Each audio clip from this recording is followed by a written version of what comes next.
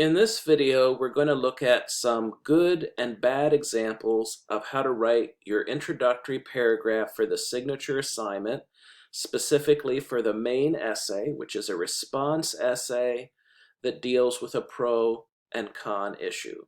And for these examples, I'm going to use a topic we're not doing, but that would be very parallel to the kind of topics we're doing, and that's at the top here. Should the Electoral College system be replaced with a national popular vote for selecting the US president? So I'm going to go through each of these examples, and as I do, I'd like you to just pause as I come to each lettered example, read the intro, see what you think of it, and then resume the video to hear my commentary. So first, let's go to A. So pause the video and read it, and then we'll come back. Okay, A is actually a bad example. First of all, it doesn't tell us the author or the title of the article, so it just says the article, so the reader doesn't know what the writer there is talking about.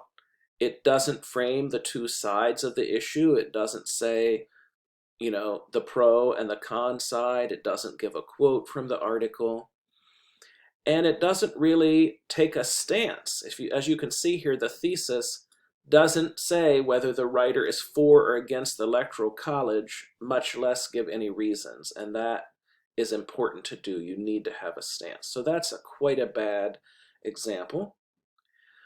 Let's go to B, and you can pause for a second and read it, and then we'll come back. All right, B is also a bad example. It's a little better than A in that it has a stance. It's against the Electoral College. But the problem with B is the only thing it has is an elaborated thesis. It never introduces the article, you know, the name of it or the author. It doesn't present the two sides of the issue. And then there's so much extraneous detail that the thesis isn't unified. It's like a 6 or 7 sentence thesis, and it's just hard for the reader of that to focus on what's the main point and reason. So it's a confusing and not very well organized introduction. All right, let's move to C here. So you can pause for a minute and then we'll come back and look at that.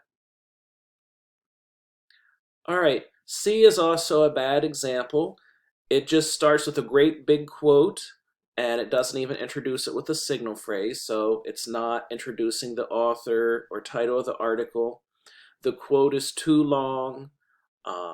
It doesn't really summarize very concisely what the position of the article is. It doesn't present the other side at all. It does take a stance in a sense, saying, well, the article is wrong and we should get rid of the Electoral College, but it doesn't give any reasons, right? So that's missing. All right, let's finally look at D. So pause for a second, then we'll come back on that. All right, D is our good example, and let's just go through it. So the first sentence is where we introduce the article, right? The Electoral College debate. This article doesn't have an author, so that's why you're just getting the name of the article, and it says what it argues in favor of, right? It's for the Electoral College. And then we get a little quote from the article, a nice short one that's a good summary of its position on that,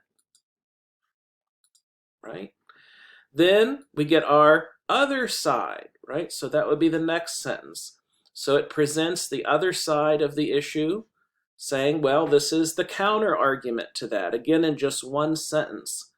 And that gives the framing. So you frame the debate at this point. And then lastly, and most importantly, we get the thesis, which I'll put in red here because it's the most important. It has a little transition, and then it has the two components we're looking for. The stance, right? The Electoral College should be replaced, right? I'll bold that. That's the stance. And that's nice and clear, right?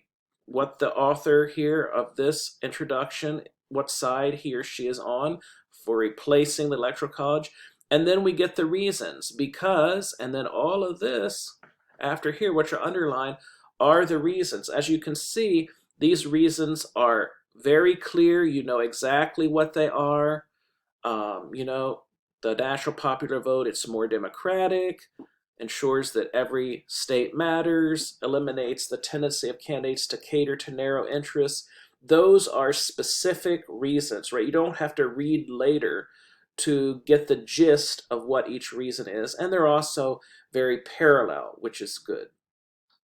So this gives you a good example of how to structure your introduction and thesis. And if you need to review the organization again, you can look at part 1 of this video.